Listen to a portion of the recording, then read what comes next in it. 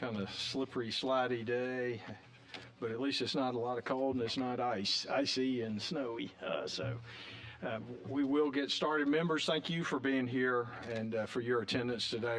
This is probably to date, Chairman Garrett can correct me, probably our most important meeting that we will have had will be occurring today thus far, because we have some models that we'd like the committee to look at and take away, talk to their locals, and some spreadsheets and some interesting things that as we get down to real numbers and away from the concepts and into the numbers and the data and how they affect various districts across the state, that's where the rubber's going to start hitting the road. As we've said before, we don't have a bill drafted. I would say this and throw it out there. Someone said, well, how are you going to do a Mississippi-style bill on student-based funding formula, which was in excess of 400 pages, the Mississippi bill? And Chairman Garrett's and my thought that our bill would be closer to a Tennessee 400-page mother load. I don't think we'll follow the Tennessee model. Those are my open comments. Chairman Garrett, if you have any before we get going. Yeah, I just want to reiterate what he just said about the idea. This is a very important meeting because today's the first time I think that you'll see some numbers. These are not our recommendations. These are just illustrative models of what the road, the path that we think are potentially pursuable. But this is the point where we need everybody to just really get into the numbers and details. And I've met with several superintendents and school board people.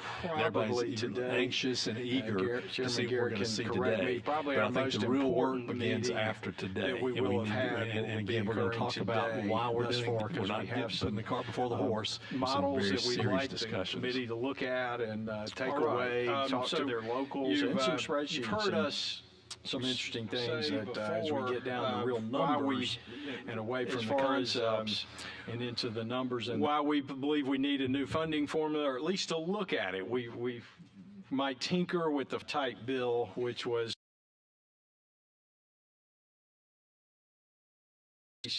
our student-based funding formula, and that is important for us to look at, particularly now that it's come to our doorsteps with Mississippi and Tennessee of late, Georgia having had a hybrid program for some time, and then Florida for a long time. We have 3 possible models today that we'll show you, and that they've been revised with 2025 data, and that is important for us to have the latest numbers. We had some that we were working on that had older data, like going back to 2023 fiscal year, and so we have updated data. And so we'll also, as we said, hand out specific district data. Number 2, we haven't changed that approach in over 30 years. So you can imagine what's happened in the last 30 years with the education community and the demographics of our state and just life in general. We haven't changed this model that really has not, was put in place under unusual circumstances, that we haven't changed it in 30 years. We're one of 6 states model. We've talked in the past about student needs and resource-based. Only 6 states still do the resource base. Nobody does it like we do, but we're one of the 6 states, and every year that's changing. People are shifting to hybrid models or student needs models. Under the proposed student-based funding formula that we'll see an increase in per pupil funding. That was a ground rule we set forth to see if it's possible. And then number 5 is that every system, and this is really important, every system will get more money, but the money you get, you will have more flexibility on how you spend that money, because right now, with this resource-based model, we determine at the state level things that every system has to have, or many still come up with some methodology for what your system will receive, but once the system gets that money, you'll have the flexibility to direct that where you need to. And that's important. That, I think, will help systems stretch the dollar and also give them to better meet. We haven't changed doing.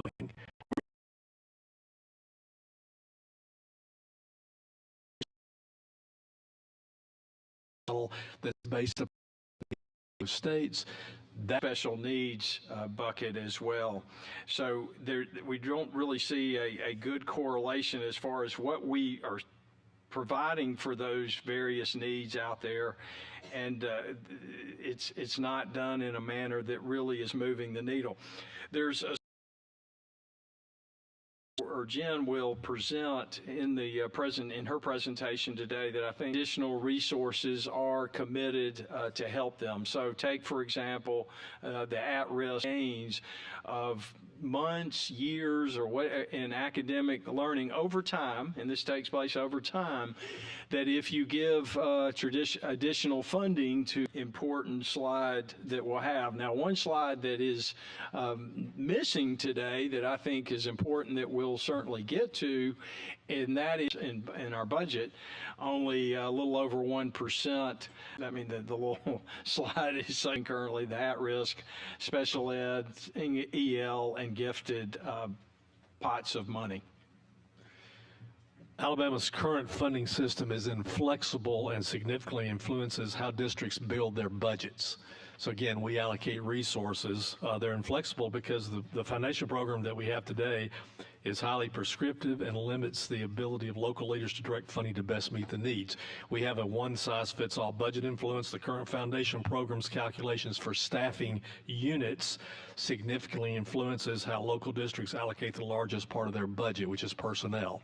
So we basically say, here's the money, here's how you have to spend it for these units, and that it tends to influence how they budget. And again, that's something we determine, not what systems determine on an individual basis.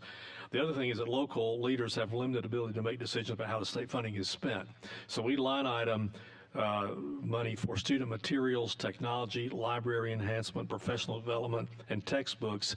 Those are directed by state funding allocations, not local district priorities. And that's important.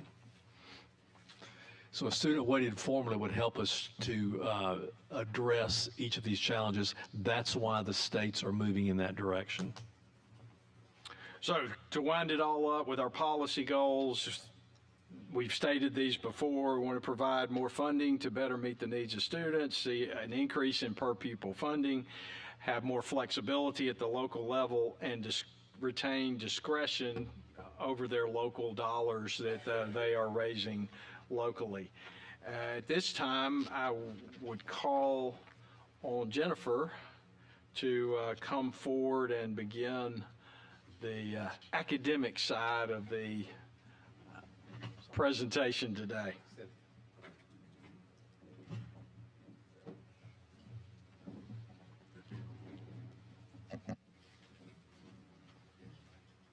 Sorry about that. Good morning. Jennifer Shees with Bellwether. I'm excited to be with y'all again today. I'm going to go through this next section pretty quickly so that we can get to the models as quickly as possible. But as Chairman Orr previewed, I think this is the slide he was referencing that has the research-based summary on it. A couple things I'll point out. One is, we've got 3 different studies highlighted here. These are not all of the school finance studies that exist, but they provide a little bit of information that is based on rigorous academic research and that has been replicated in multiple studies. So what you do see is that there are student outcomes, student achievement results that are tied to increased funding. A couple of things that are important to note here is that these particular studies focus solely on the increase in dollars. They don't control for how the money was spent. So it does show us that the investment of dollars itself does matter. Of course, how money is spent matters as well, but this kind of gives you that confidence that the increase in dollars itself makes a tangible difference. I think some of the bullet points under the first study, I think, are a couple of the most compelling, which is around funding that is additional funding that is provided specifically to low-income districts is driving an academic achievement outcome that's equivalent to 72 additional days of learning. That's a substantial number of additional time. In addition, that second bullet point there, what we're seeing is that increased spending of at least $1,000 per student specifically for low-income districts is helping to close achievement gaps between low-income districts and higher-income districts by as much to 1/3 or 1/2. That's a big jump when you look at the distance between student achievement in low-income versus high-income districts in most places. These studies are not specific to Alabama, obviously. These are national studies, but it does give you some sense of kind of what the research is starting to show us. We also see increases in educational attainment beyond high school for increases in spending in K-12. So post-secondary engagement, whether that's college, 4-year, 2-year, or some type of other type of credential as well. I've talked through these before, but again, just to give you all a grounding of where we come from at Bellwether and our perspective on this work, when we're looking at and assessing state formulas, we're really looking across 4 policy goals, some of which have some alignment with the policy goals that the chairman have laid out. One is adequacy, whether there's enough funding in the system. Student need, we really want to see those formulas aligned to student need and flowing dollars out based on student characteristics, which is a lot of what allocated is sitting with the state, but is enabling to understand. Is it clear how funding is flowing? And does your funding system create that feedback loop which ties to accountability? So you can see how dollars are going out based on particular student groups and then have a conversation about the outcomes that you're seeing for those same student groups. And when we look at all 4 of those characteristics, we do believe that a student-based funding formula is the simplest design structure to sort of hit all of those notes, in part because they are designed specifically to target student need. That's kind of the basis for the entire system. But they also tick those other boxes as well. They're typically the simplest structure, the easiest to understand. That's how you duplicated version. They do offer that flexibility, so that division and decision-making around how dollars are allocated versus spending decisions that are made close to the student level, and that transparency piece. Jen, may I interrupt just a second? Yes, I think Chairman Orr mentioned this, but I just want to reiterate the fact that we're talking only today about the state funding. Any local money is not part of our discussion. That will stay with the local. So everything we're talking about is strictly the state portion of the funding, which is the foundation program. All right, and just to wrap us up, you've seen this one before, but again, the overall structure that we're talking about for a student-weighted funding system includes a base amount, which is the same amount that flows for every student who's enrolled in a public school, and then you're augmenting that with weights that are tied to specific student characteristics. The policy decisions for you all to make are which student characteristics do you want to weight, and then how much should those weights be? And we showed you some models last time. We're going to go through a new set of models with some different data and a couple of different design choices that we'll talk through. But again, you've got kind of 3 sets of decisions to make. One is, what is that base amount? 2, what are the weights for student needs and how much are those weights valued? And then finally, are there additional priorities that you want to signal in your formula based on community characteristics or something else that would kind of sit at the top? But I am going to turn it over to Kirk to talk a little bit about the revenue picture. This is very important. What Kirk is going to share is very, very important, so make sure you pay attention, and if you have any questions, let me know. Yeah, so 2 parts to this answer. Can you afford the transition to a new formula? So a little background. The Revised Rolling Reserve Act that you passed in 2023 establishes a cap and a secondary spending limit on what you can appropriate each year from the Education Trust Fund. The cap has a formula, average of the last 15 years of growth, dropping the high and the low, but it's the lesser of these 2 numbers. The lesser and the second number is the secondary spending limit, which adjusts the previous year's appropriations by a percentage, 6% or 6.25% in 2025, 6% in 2026, and then after that it'll be 5.75%. Now, why is that important? Well, maybe this is gives you a little bit of the story, but I want you to put a pin in one number, and that's the one at the top. Total receipts, $10.66 billion. That's how much you received in 2024. That's roughly a 2% growth rate. Average growth rate over the last 15 years using the cap calculation is 3.5%. If you don't use the cap calculation, you go all the way back for 25 years, the number still hovers around 3.5%. In other words, it's about the same. and that's important for the next part of this discussion. But that chart shows where the leftover money went, which is what the Rolling Reserve Act prescribes. But this is the part I wanted to show you. Remember that $10.66 billion figure. So the appropriations for 25 are 9.38. So in other words, the current year's budget, what you're allowed to spend, is $1.3 billion less than what you actually received in revenue in the fiscal year that just ended. And in fact, you could fund the base appropriations from the ETF with zero growth for the next 3 fiscal years. No growth, none. You're just eating up the difference between the receipts and what you're spending. In other words, the Rolling Reserve Act kind of provides you a cushion there. And even if there's a blip, even if there's a slowdown or whatever, you've got a cushion in the amount of revenues you are getting versus what the law allows you to spend for quite some time. And I'm not assuming that there will be zero growth. I'm simply telling you that with zero growth in the budget for the next 3 fiscal years, you could fund the allowable appropriations. This is important because we're focusing on the K-12 sector here with regard to revising a funding formula.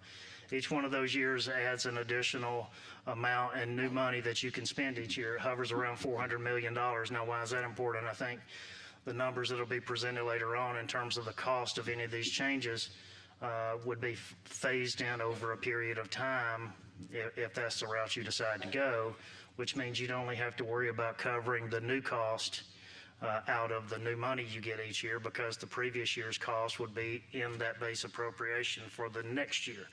So you're really just talking about covering a portion of the total cost. And again, $400+ million a year each year in the K-12 aspect. If you, let's say that number's $100 million, there's still $300 million there that you can do pay raises, programmatic increases, all the like. And that's before you even take up or consider phasing out or eliminating programs that wouldn't necessarily be necessary if you did this kind of funding formula. You got 3 different at-risk programs that could possibly be eliminated. Your choice. There's a couple of other programs that might not necessarily be needed anymore if you revise your funding formula. So anything programmatically wise that you're not required to fund on an ongoing basis could be used to offset some of the new costs for transitioning into the new funding formula. Now, I do want to point out that this is total K-12 spending. I think a lot of people assume that that's all foundation program. That is 100% not all foundation program. In fact, the foundation program only accounts for about $5.3 billion of the total K-12 piece. The other parts of that are grant and aid programs and other programs within the State Department and other aspects of your budget, including Reading Initiative, Principal Assistance Program, AMSTI, and all the like. That's covered in the other portion, but all of that is considered a K-12 function. And again, you're adding $400 million to that and allowed expenditures each year. This is my oversimplification of where plotting out revenues might look over the next that I have on my desktop.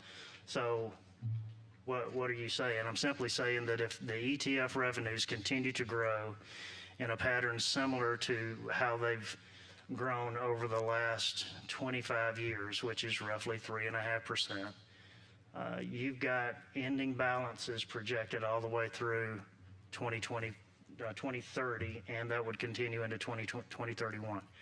Again, that's just an assumption that you have average growth. You could have exponential growth, you could have growth, you could actually have a year or two where you had declining growth. And again, everything averages out to where historically over the last 25 years, it puts it around 3.5% on an average basis. So all of that said, you've got the capacity with the increased allowable expenditures that also appears as though you would have the revenue growth to support spending to that new capacity each year.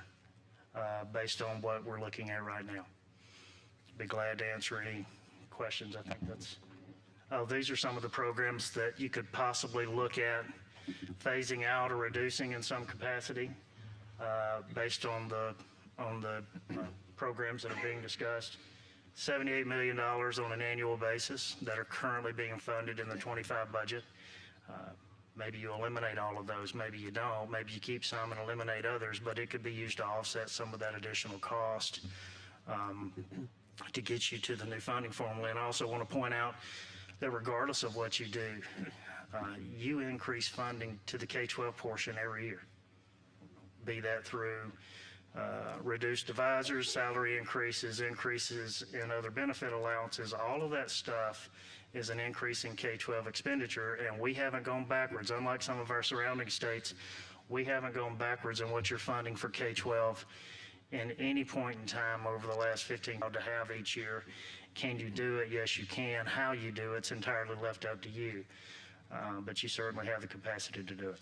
So if I could just summarize and make another point is I think what Kirk is telling us is from his perspective that because of our conservative budgeting in the past and because of some of the guardrails we already have in place, some of the ones we've added, that we are not we're not, it's not a stretch to have this discussion. We have the resources to fund something like this if we choose to go down the road. Now, how we do it and how much that is, that's something to be decided. The other thing I want to make is, the point I want to make, there's a lot of new cabinet position with workforce. We know that we have the lowest labor participation rate in the country. So presumably, if we are able to address our educational gaps, that's going to help us with our workforce and going to help us increase that labor participation rate. And keep in mind that 65% of the education budget is income tax. So to the extent that we can employ people, that people are working, that they're making money, that is not reflected here in any of this that you've seen here. So I think what you're saying, Kirk, based on just our current situation and our past performance right now, we assume we'll have... Two was roughly $3 billion more than the previous year. Based on words that you were going to continue down a path for the next several years of not being able to spend to the cap, and the wording in the law prior to 2023 was all the water flow in terms of where the leftover money went didn't kick in unless you spent to the cap. And so you were looking at several years out into the future before you got to a point of being able to spend to the cap again. So there wouldn't be money guaranteed to go into the Advancement and Technology Fund or the Budget Stabilization Fund or anything left over for supplemental appropriation. It also kind of just eliminated the real reason why you had a calculation in revenue estimates. And if the revenue estimates don't keep up with what the spending level says, then you only spend to the average of the two revenue estimates. But we needed something else in order to continue to allow money to waterfall into those other funds. Yes. So now that the wild fluctuations from COVID are over, does that make a difference? I would argue no. I would argue that maybe we want to even further restrict that growth. I mean, because the point is, if you restrict that growth, that's just a budget discipline. Yeah. But if there's money left over, there's a waterfall that can be supplemental. There's other ways that money can be spent. But I think it's important that we have good conservative budgeting. That's my opinion. So if you'll remember, and actually before the change kicked in, you had a couple of years where you had massive ETF supplemental appropriation bills. The new law kind of mitigates that because it provides a home for some of that leftover money. And also, to my earlier point, you've got a situation where you've got revenues that are far above what you're spending, which is a great place to be. If you look at our fiscal dashboard on a month-to-month basis, I keep track of how much growth you need to get to the spending number. And anytime that number is negative, it's great because you don't have to worry about, we need 5% growth in sales tax for the remaining part of the year to be able to support what we spend. It's a great place to be because I've been on the other side of that to where we're looking and not having to worry about the ETF budget growing over the next several months to be able to fund where we are. Plus, to Chairman Garrett's point, that leftover money still winds up in a place to where you can access it to be spent at a later point in time. The Advancement and Technology Fund has now got over $1.6 billion in it. I'm sure, not speaking for the chairman, but I'm sure some portion of that may be appropriated in February when you come in. And so it's at the same time, and it's good at the same time that the LEAs are coming off of the big try to mitigate some of that decline that they're going to see in the amount of federal money that they've got. Anything else before we move on? Thank you, Kurt.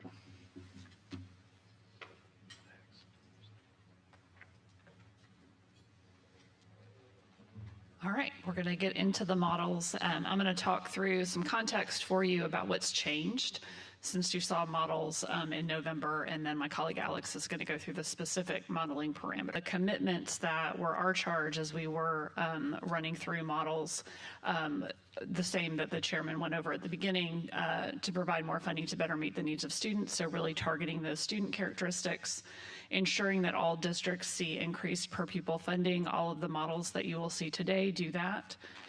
Where school systems receive more flexibility, that's really about how the models are implemented on the ground, less about the models themselves. And then that systems, the three models that you looked at in November, these are those, models 1, 2, and 3.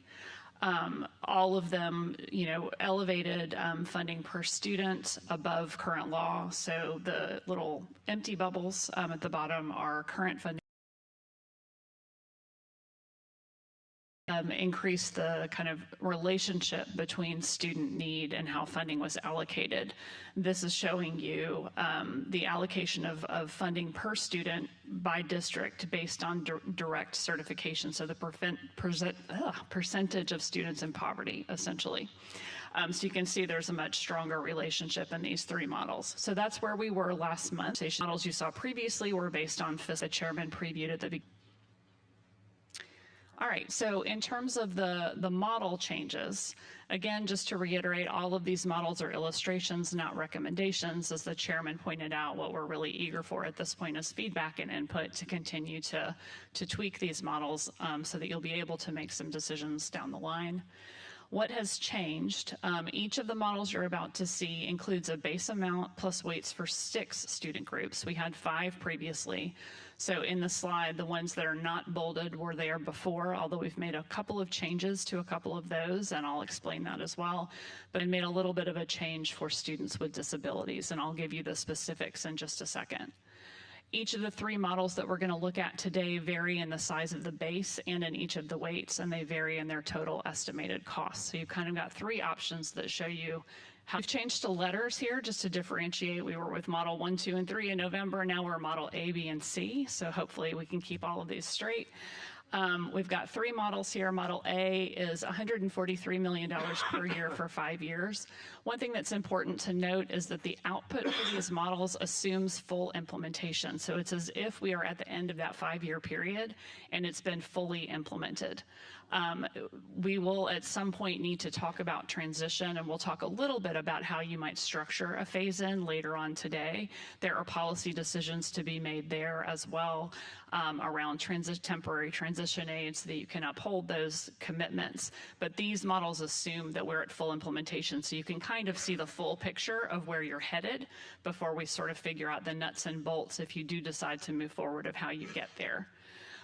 The second model, Model B, is $157 million per year for 5 years, and Model C is $165. So again, we're giving you 3 different revenue perspectives here and 3 different design structures. So let me just clarify, make sure this is everybody understands. It's $143 million per year for 5 years is a total of $715 million over a 5-year period. That's right. And what Kirk was explaining earlier to us was that when you look at that $143 million per year, he's telling us that based upon his assumptions for growth, revenue projections, current reserves, that's something we can afford. But I want to make sure that people understand that that's $143 million per year for 5 years, which is the end of that 5 years is $715 million you've added to this, but that's coming through primarily the growth in the budget. So just want to make sure people understand that. All right. So models A, B, and C have updated approaches to several weights compared to what we looked at in November. The special education change is moving one category of need, emotional disability, from tier 2, which is kind of the mid-range value of the weight, to tier 3, to the most expensive weight in that system. In the poverty weight, concentrations of poverty. So a higher percentage of poor students triggers a little bit of additional funding on top of that flat funding weight. I will explain that more clearly in just a second. And then the final one is adding this rural weight. So this one functions very similar to the concentrated poverty weight, but it essentially looks at districts and looks at the number of students per square mile. And the more or the less dense the student population is, the more funding flows through that weight. So as you see more geographically dispersed districts with a small number of students over a large geography, you see additional funding tied to that weight. Yeah, and I want to just clarify something I said earlier about the cumulative effect of all of this. So you had 143 million the first year. The next year you add another 143 million on top of that number. So the 715 is what you're adding every year, but cumulatively that's building. So it's really $1 billion or more that over that 5-year period we've added to the program. But again, it still we financially have the wherewithal to do so, to consider such. That makes sense. We'll make sure That's right. It's year over year. Right. So just to show you exactly what's in the special education weight tiers, each of these categories of disability, tier 1, tier 2, and tier 3. A lot of states who provide funding for special education through a student-weighted system do this type of tiering to differentiate in the cost of services provided associated with different disabilities. So these are the tiers that are in this model. We had similar tiering in models 1, 2, and 3, but we just moved that one disability category from tier 2 to tier 3. All right, in terms of the poverty weights, again, we've got two different types of funding mechanisms that are at work around poverty in the models you're seeing today. One is just a direct student weight for student poverty. This type of weight just provides a set percentage of the base for every student who qualifies. We're using direct certification as our measure of poverty in these models. So any student anywhere, any district who meets those eligibility requirements will trigger this additional funding. What this enables you to do is fund poverty wherever it is. So if you have a small number of students who qualify in an otherwise more affluent district, that district is still going to get additional funding based on those students. The second piece of this is weighting for concentrated poverty. So here we're looking at districts who meet some kind of threshold for poverty. So maybe 20% of their students, 40%, 60% of their students meet that direct certification qualification. At that point, you'll start seeing some additional funding flowing up to a maximum. And I'll give you all of the sort of technical parameters in just a second. This is a sliding scale weight, so as each student is added above that percentage, you're getting a little bit of additional money on top of that baseline weight. What that structure enables you to do is not have big funding cliffs. So say that you had your 21st percentage of poverty, you don't create a big drop off or a big gain. It's kind of an exponential increase over time. The rural weight functions similarly, but based on density. So we're providing a small percentage of additional funding based on the number of students per square mile above or below a certain threshold. And as that density drops, the funding increases. So the less dense a district is, the more funding they're receiving through this weight. And I'm going to turn it over to Alex. All right, so now we're going to go ahead and talk through the specific, from the very top level perspective, looking at the dollars in per pupil terms. You've got the current FY25 column there on the left, and all of the three models that we're going to show today, models A, B, and C, all represent a substantial increase in per pupil funding over current FY25 levels once fully phased in after 5 years. Broken out a little bit more specifically, you can see how the different components of each of these models are driving funding. So in Model A, we've set the base at $7,700 per pupil, which is just $1 more over what the current equivalent of that funding is right now. And you can see instead of the very tiny sliver of funding that's being directed based on student need in current year FY25, each of the models A through C has substantially more flowing through to address particular student needs. So Model A, Model B, and Model C direct the most amount of additional funding based on the poverty weight that Jen just described, as well as the other weights for the other 5 categories of student need that we talked about earlier. Thinking about the distribution of per pupil funding right now, this histogram on the very top here shows how per pupil funding is distributed under the current FY25 system. So you've got most school systems receiving somewhere between, you've got some districts that are getting $80 per pupil in what they're currently receiving in FY25. Under the three models we're presenting today, you can see how that whole distribution shifts over to the right. And there's some variation within each of those models of how per pupil funding would be distributed. But we're seeing lots of movement from the far left side of the chart over to the far right, indicating higher levels of per pupil funding across the board for the vast majority of Alabama school districts. Here's a variation. And again, on that funding is based upon the needs of that district, so the demographics of that district, which is, say, a district that might be calculated to receive a total amount of 8,400 per pupil versus one that would be over 9,000 per pupil. It would be driven by differences in student needs. So districts with higher levels of poverty would be slated to receive more per pupil funding under the models we're going to show today. Two districts that otherwise had the same levels of poverty, but different levels of special education students would receive different levels of funding based on those differences in student needs. A similar chart that you saw last time with models 1, 2, and 3. Under models A, B, and C, you can once again see that compared to the current distribution of funding, which is shown in the kind of empty circles on this plot, there's not a great relationship with the percentage of students who qualify for direct certification and the amount of per pupil funding that they're receiving under the current system. But under models A, B, and C, that correlation is much, much tighter, as well as at substantially higher levels for many districts than what they're receiving right now. So let's start talking about the specifics of what's different in each of these models. As Jen mentioned earlier, we're starting each of these models with at least $7,700 in the base amount. That's where Model A starts. From there, in Model A, we've got a poverty weight that starts at 12%, but can ratchet up to 15% at the top end for the highest poverty districts across the state. So every district that's no matter where your poverty is, you're at least getting 12% for every student that qualifies as direct certification. But for districts that are over 60% direct certification, they're getting that full 15% poverty weight. And then districts between 20% and 60% direct certification are getting a scaled down version of that additional weight for concentrated poverty. So a district that is maybe 40% direct certification would be getting maybe a 13% weight for their students in poverty, compared to a district that would have 10% of their students direct cert. They would just be getting that 12% weight that every district receives.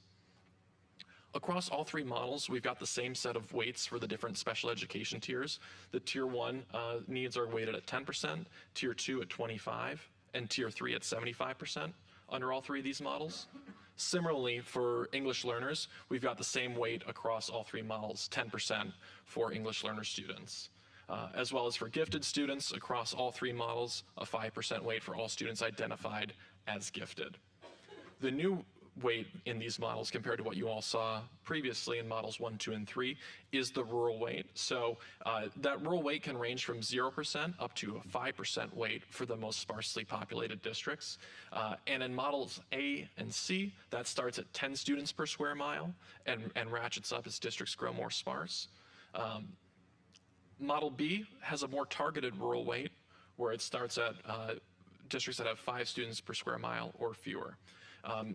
The other differences in models B and C primarily come through the larger base amount. So instead of a $7,700 base, both models B and C use a $7,800 base amount.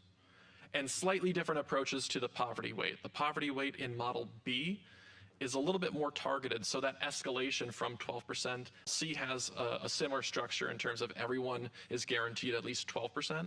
The ceiling is still at 17%, but it kicks in earlier so that districts with over 30% of their students as direct certification start to see an increase in funding that's driven through that poverty weight. So a little bit more of a broad-based approach for that particular poverty weight.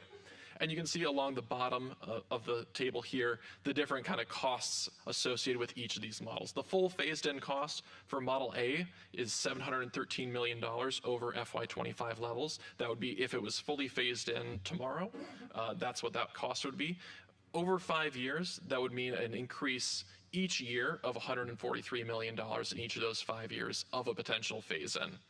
Similarly, for Model B, that total fully phased-in cost would be $786 million, or $157 million increase per year, each year over a 5-year phase-in. And Model C's total cost, fully phased in, would be $825 million, which would work out to $165 million per year increase each year over a 5-year. Representative Garrett's tried to make this point very clear, and just to do it again. So if you're looking at Model A on page 40, first year would be 143, as it says. Presumably 143 in the budget from the previous year, and then a new 143 for a total of be 286 there that we're now putting towards the program. Then the next year you'd add another 143 to that 286 from the 2 previous years and build, and finally you get to the 713 number, which would be the baked-in number all dedicated towards this program. So it's not a flat, it's a growth year over year. That number will continue to grow by 143 million and keep the prior year expenditure in the budget. So just as far as the cost, and then I think Representative Garrett said that we'd obviously be well over $1 billion, maybe 2. I hadn't done my math. By the time you get to the end of 5 years, as far as what the program for the student-based funding. Representative Collins. Thank you, Mr. Chairman. I'd just like some clarification. The rural aid, I was not surprised to see it go 5 students at rural. Can you kind of explain that rationale? Thanks. Yeah, it's just to illustrate different policy options. So the difference, rural weight and a similar broad-based poverty weight, but different base amounts that are driving funding. Higher base amount compared to Model A, same one as Model C. Both the targeted in both of those scenarios. So that's the main lead to different amounts generated potentially for different districts. And here, Representative Collins, I think this is what part of the discussion we want to have with other people today. But like, for example, look at the gift. Look at this, because as a state, we do not doing that. This assumes that we would do, if all of a sudden they started identifying the gift to it, now this 143, perhaps through the continuing grant program. Used a similar definition, because that was one of the things I took away from the last meeting. Thank you. Representative Keel. The cost to educate that child is more than a typical child. Charter, because of it is a typical child. Part of the reason the charter weight is included here is to recognize the fact that charter schools don't have access to local capacity beyond the 10 mils that are baked into the current foundation calculation right now. So a district can, if they have the fiscal ability, raise over the current 10 mil match that's required. The current models have a 5% charter weight to help make up for some of that difference in the ability of districts to raise local revenue versus charters' lack of ability to access local revenue. But the charters now are receiving the equivalent of 10 mils. Correct. There are other school systems throughout the state, county school systems particularly, who only operate on the 10 mil. So they don't have more than 10 mils, but we're going to give charters more than 10. And I would argue that they don't even have the ability to raise the tax at this point. They, I think 4 or 5 referendums failed this year, the locals to raise revenue for the local schools. And so I guess I'm questioning, is charter the same as rural gifted English and special ed when we have other school systems in the state that are operating at the 10 mil only, and they are not able to raise their own rate, just like charter cannot. Yeah, it's a policy choice for you all to make. But what I would say is once we do get to the spreadsheets later on, systems would greatly benefit from not only the rural weight, but also the weights for student poverty, EL, special education. So even though it's different than what the charter weight is, they might be able to have a substantial increase driven by those student need categories. Funding that's driven without any changes to local revenue, as the chairs have stated. And again, these are not recommendations. These are just trying to show you how these models work and what these factors might be. And we've had different people weigh in both ways on some of these. So this is where the discussion begins. But those are good questions. Representative Faulkner. I'll be very quick, Mr. Chairman. On the rural weight, that was not in here in our last kind of projections. I understand, we're a rural state overall, and I'm assuming the cost that would be more to educate a rural child would be involving transportation if we're talking about square mile. So are we simply talking about more money to bus children essentially? Is this what this weight is about, or is there something else? So this would be separate from any sort of conversation about transportation funding, which is greater in rural communities. What the rural weight tries to recognize is that rural districts face certain diseconomies of scale that make their cost basis higher than it would be in a suburban or an urban setting. So if you think about teacher recruitment, many rural communities don't have a teacher preparation program located very close to where they are. And we've known through research that's been done across the nation, a lot of folks, when they go through a teacher preparation program, the most likely places they go to teach after they graduate are either in the communities where they grew up or within, a short radius of where that teacher preparation program is located. So that's one example of challenges that rural districts face that give them a higher cost basis. They've got to only have, for those classes. And so when you've got a very sparse student population, you're not always able to scale down costs dynamically as you would be able to in a district that has a greater concentration of students and educators. And this is measured by how far the students are apart as opposed to how far you are from a metropolitan area where, you could see a lot of great benefit, I would think, in working in a district that is slightly out of a metropolitan area, but your kids are just spread out. Is how the funding's weighted? Yeah, so under these models, the funding is weighted by the sparsity of students within the district boundaries. So we've got information on how many square miles are within each district's borders. We know how many students are within those borders. And so that's how the weight is currently being driven under these three models. You could take different approaches to categorizing rural districts and driving funding through a rural weight. And I would imagine if you looked at the districts that have fewer than 10 students per square mile, they'd mostly be, a certain radius away from metropolitan centers. But that could be a different way to cut the data for sure. It's primarily based on the transportation, and our transportation is not even considered in this. So it's based on teacher recruitment. That's just one example of the different costs that rural communities face. Yes. Any other questions before we move on? Okay, go ahead. All right. So to compare the funding that's being driven through the base and weights with current funding streams, the column that you see on the left there are some examples of current funding streams. For the base amount, we've got that comparison point of $7,699 per pupil, which represents the foundation program, school nurses and tech coordinators in FY25.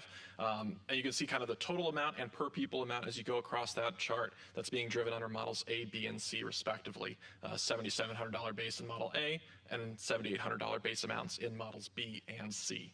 To give a comparison point for the poverty weight, at-risk funding currently equates to about $47 per direct certification student in the state of Alabama. Under models A, B, and C, you would see substantially more driven on average through the poverty weights, starting with $1,137 in model A per direct certification student, all the way up to $1,221 per direct certification student in model C. On the special education front, the high needs special education grant is probably the only standalone analog for K-12 special ed funding. That's something that could certainly stay in place with a student-weighted funding formula. Many other states that have moved to a student-weighted funding formula have some sort of high-risk, high-cost funding pool for special education students that have substantial funding stream available. But when you think about the funding that would be driven through the weights under each of these models, your starting point would be about $1,357 per student in Model A for each special education student on average. Now that would vary based on the tier of special education diagnosis that students had. And then in models B and C, that would increase to an average of about $1,375 per pupil. The English learner line item right now currently translates to about $368 per EL student in the state of Alabama. Under Model A with that 10% weight, that would translate to $770 per English learner student.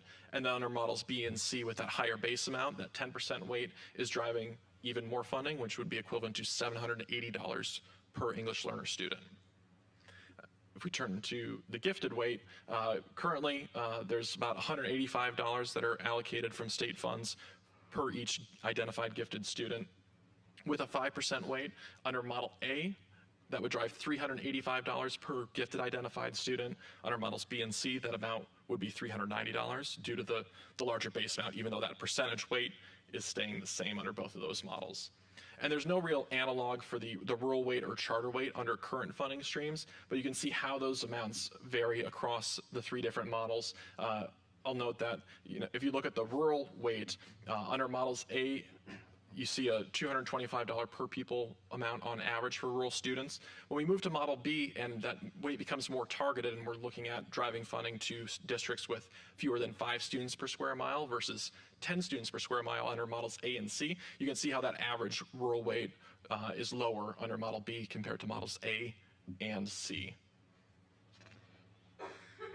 So we're about to move into the actual details of the models where you'll see, and also we have spreadsheets later on that shows you every system, how every system in the state would what the result would be under the models.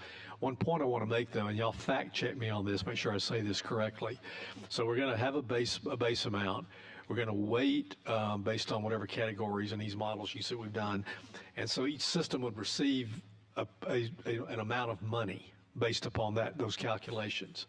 Once that money goes to that system, however, they will spend that like they want to. So for example, right now, if we say, here's money for special needs or here's money for English learners, we direct that you have this money and you spend it here. You hire a teacher or you do something specific to that.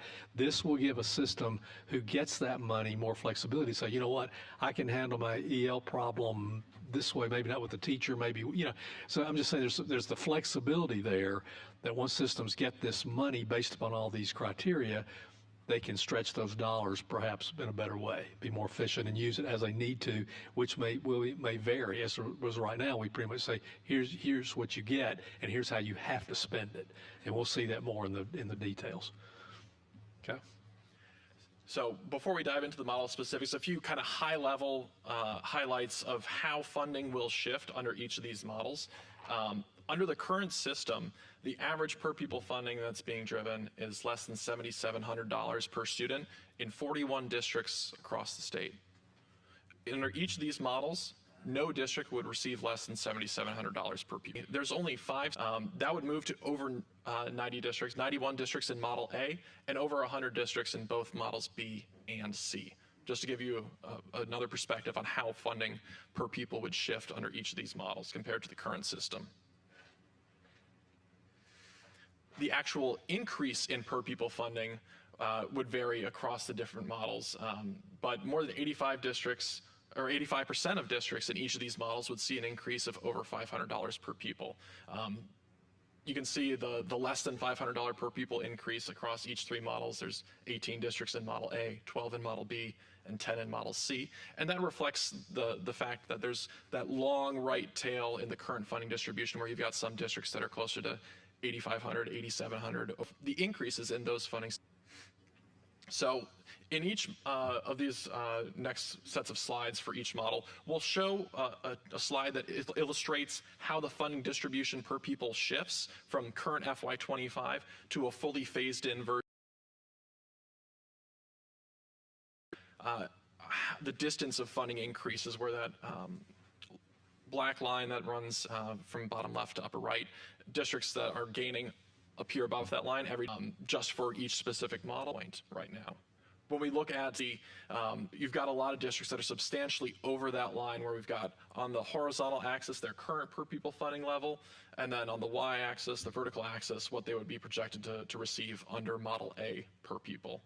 And then the points are colored according to the size of gain that they would see. So those lighter colored points are a little bit closer to that line that represents the current per pupil funding levels.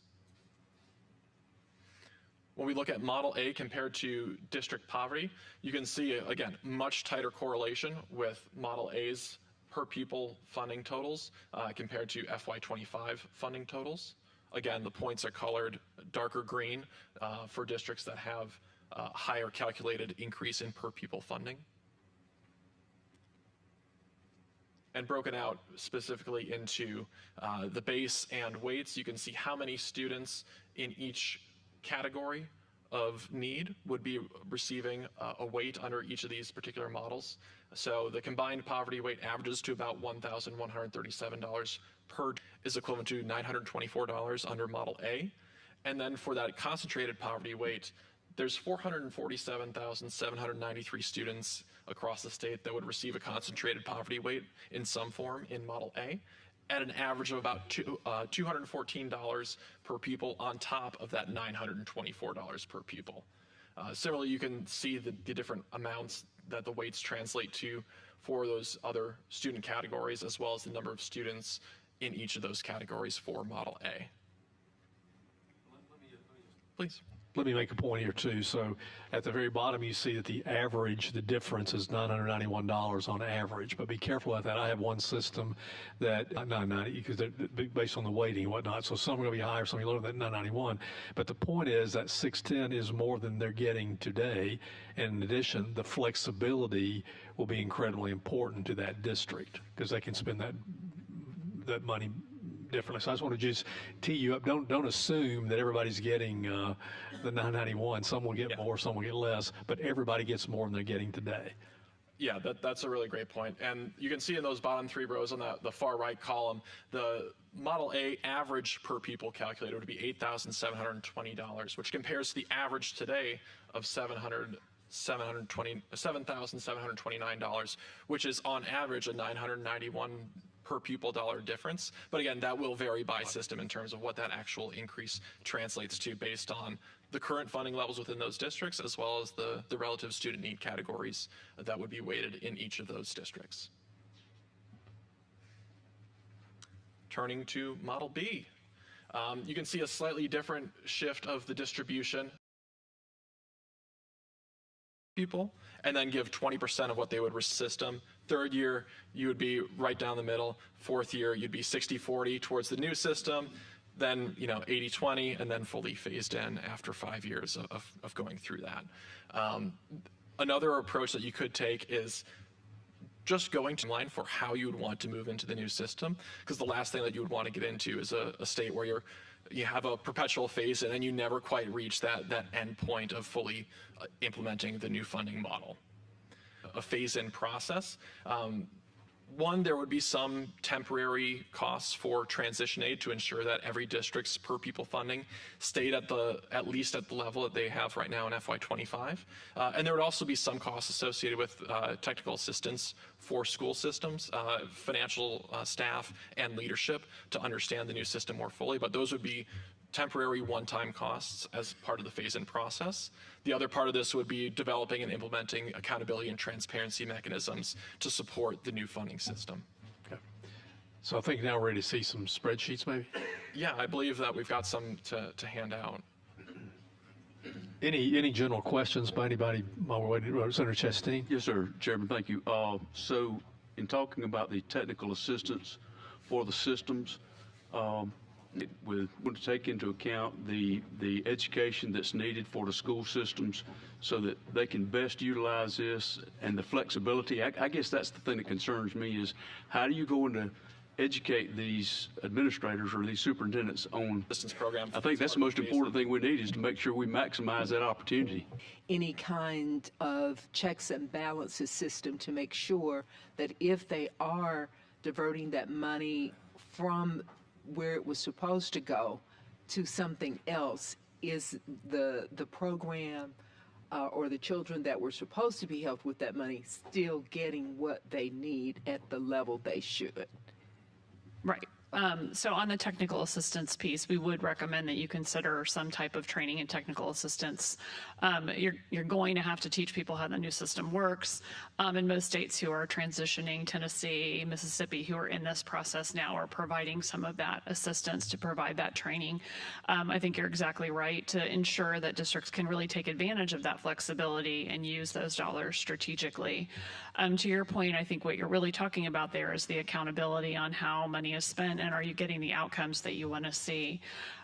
Again, that's kind of another set of policy decisions for you all to make in terms of how you want to structure that. You have an existing state accountability system. Whether you leverage that or set up something different is really up to you all. I think one thing that is a nice benefit of a student-weighted funding system is that it's very clear how the dollars are allocated based on the priorities that you all set through by naming those weights and putting money behind those. And that really sets up a conversation between you and your school districts about how those dollars are used to the benefit of those specific student groups. And the student groups that are named here for the most part are groups that you're already collecting data on. So you already have the answer to that question in terms of how students are doing. But now you can really tie the conversation between those dollars. And we in the Numeracy Act, Literacy Act, we've set some accountability, some pretty strict measures for outcomes that we expect. With these student funding things, there's also similar legislation that's been passed in other states, and I don't know all the details of those, but a lot of people are highlighting the Maryland governance structure. So there's basically a way to basically say that here's what you're doing, but there's an accountability and repercussions or consequences for pluses or minuses, a deviation. Flexibility is a piece, it's an important piece, and that's something we would have to decide. Yeah.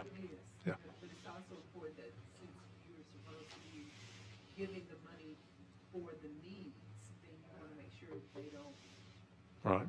not meet the needs. But they might, but for example, they may decide that need might be personnel, or it may not be personnel. It may be something else. Yeah, and that's right now they don't have that flexibility. But it's an important point that we'd have to consider if we moved down this road. We did ability at this juncture at the committees, this committee said, we don't like this, we like the foundation program that we have, let's just stick with what we have and not move forward, so it makes no sense to charge off into accountability and worry about that. We've got to get buy-in on the idea to proceed with a change that's on this spreadsheet that's been passed out. Oh, it'll be there before we make the final decision, but if sheet, note that this is year build up. The final number that you see for your school district is assumed that we are all in and finished. So fast forward, if we start in 2027, we're looking at early 30s as far as when your this number would pop up. That doesn't consider the base, though. The base would be changing and going north as well all along. But this is a fully implemented program that'll take time to fully implement and not certainly won't happen in year one. So that's the reason it was discussed. How do you phase this in? They've done this elsewhere, and we would have a pot of money to help students or help systems not be losers during that pendency or that period of implementation. There seemed like I had one other thing to add. It seems to have lost me, but I see Chairman Garrett wanted to say something. Well, I was thinking of trying to help think what you might add. I forgot what I was going to add. What do I want to talk about? Oh, the base. So some states have an escalating base, an automatic escalation of the base. Other states will basically do a periodic review of the base, so maybe every couple of years.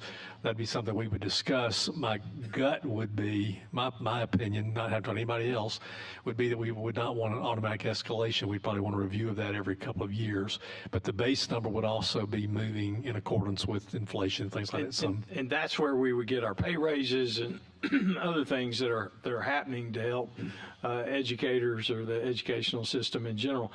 The thing that I recalled now was, and not to talk badly about a sister state, but it's my understanding that Tennessee after they passed this, had some very significant challenges with implementation and with education at the school district level of how they would or could or spend the money, and there was a problem or a disconnect there for that state. We certainly don't want to have that and want to learn from other states' errors if we go down this road where there would be multiple training opportunities and a lot of education, so to speak, for the finance officers and the school districts going forward on how the money would flow and what the restrictions would not be compared to the world that they've grown up in and been accustomed to. And one thing too, on these spreadsheets, I mentioned gifted earlier. When you look at and I think we're really going to have to look at the gifted piece of this, because when you look at the gifted percentage of students by systems, some of the systems that I know have gifted students don't show any gifted students on the spreadsheets. They haven't identified them. Now, if they were all of a sudden identify 20% of their population is gifted, that 143 becomes some bigger number. We can't do that. So there's ways to address the gifted issue, but I think it's just, that's the identification issue. We've got to address that, but that's just, I want to put that on the table. And one way to address it is, and Chairman Garrett and I have talked about this, is you just do a flat gifted amount, and it would just be flat 5%. All districts as component to be spent for gifted education of gifted students and in the gifted programs. But we can, like Chairman Garrett said, we'll look at it. Any other questions? Garrett, Yes, sir. question on this, going back to the funding, the 143 million per year, is this on top, or we had 78 million that we talked about? But there's a shift. So some of that 78 million would become part of the 143. Some of that may not. I mean, there's a significant portion of that we think would be part of that 143. Okay. Yeah. Yeah. All right, good. Thank you. Representative Faulkner. Just to comment, Mr. Chairman, I mean, I think the numbers that I would be interested in looking at, if we are going to have to come up with the weights that are given for these different categories, that I would like to see the numbers, for example, what is the cost right now that people, if we're not considering transportation in that, what is the additional cost that we see those systems facing now to, which we know you mentioned teacher recruitment, whether it be poverty, whether it be, what are the costs that we can look at that our systems incur now to educate those kids, instead of just saying, well, we're going to give a blanket.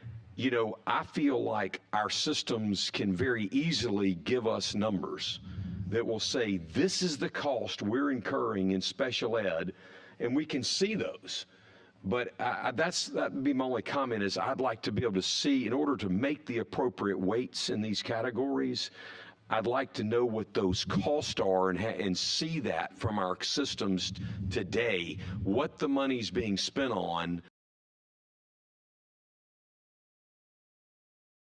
those different categories, if that makes sense. Yeah, sure. And I think that would definitely, that's good points, good questions. I would suggest step one in your education process would be to go to lunch with Representative Van Smith, sitting over there on the front row. He is a longtime rural educator who is very interested in this subject here. So I think he's enlightened me quite a bit, but I think it'd be good for y'all to have a conversation. But that's certainly information we need to provide, that and others as well. Representative Collins, any other questions? Senator Roberts. Chairman Garrett, thank you. Your comment on the gifted I found very interesting. I'm just looking at some of the percentages here, and they're huge deviations. Right. And so poverty, we can get that from the department, correct? Yeah, the gifted, there's no uniform way that people identify gifted. It's by system by school. So that's one challenge. To tighten up. Yeah. Yeah. All right. Mr. Chair. And also English learners that's already with our department that's right, members. sure. Thank you. Representative Drummond. Thank you, Mr. Chair. One quick question. I'm piggybacking on Senator Chastain and Senator Figurs' comment. I just hope when we do policy that when we get ready to look at transparency, because even with data collection in all of our systems, it's not standardized. It's no one size fits all, and specifically in rural communities, because they don't have the resources, i.e. broadband and so forth, that they can do all of that with. So I just want us to keep that in mind. Yes, thank you. Representative Wood. This morning in my community, while I was on my way here, one of our local buses for adult special needs was involved in an accident, and I've been getting text messages while I'm here, and there are fatalities. So I am wondering if Senator Roberts wouldn't offer a prayer if we would pause for this situation in my own community. Since we are in education, there's a lot of families that are very upset. Senator Roberts, would you? Father, we're grateful that you are sovereign, Lord God, that you are compassionate and gracious, slow to anger, abounding in truth. And Lord, we would ask that you would surround these groups who've been injured and killed in this accident, their families, everyone involved. Would you surround that in your loving kindness? Would you encourage those that are there, that are on the ground, all the way from EMTs, first responders? Lord, go with them. And we ask that you would bless these guys, and may they be comforted by you in Christ's name. Amen. Amen. Thank you. Thank you, Representative Wood. Thank you, Senator Roberts. Senator Orr. All right, we'll wind up. So your homework for the holidays is to take the information that you've received. Unfortunately, I understand there's an internet issue with the building, so therefore those that wanted to live stream this meeting were unable to get to the meat of the building. We started off and they got the first 10 minutes and then it went dark on them, so they weren't able to view it. But take these district numbers, take the information, talk to your superintendents, talk to your school board members, talk to your educators, and to get feedback and input from them, because Chairman Garrett and I are going to be making calls and kind of feeling pulses about what your thoughts are about where we are, what your thinking is. What does your local district think about this? And we'll certainly take that information and then act accordingly. Yeah, and I want to encourage the ed community, you know who you are, to get together and just start in earnest having conversations and give us some feedback, because we really invite that. Any other questions? Okay, if not, we stand adjourned. Merry Christmas.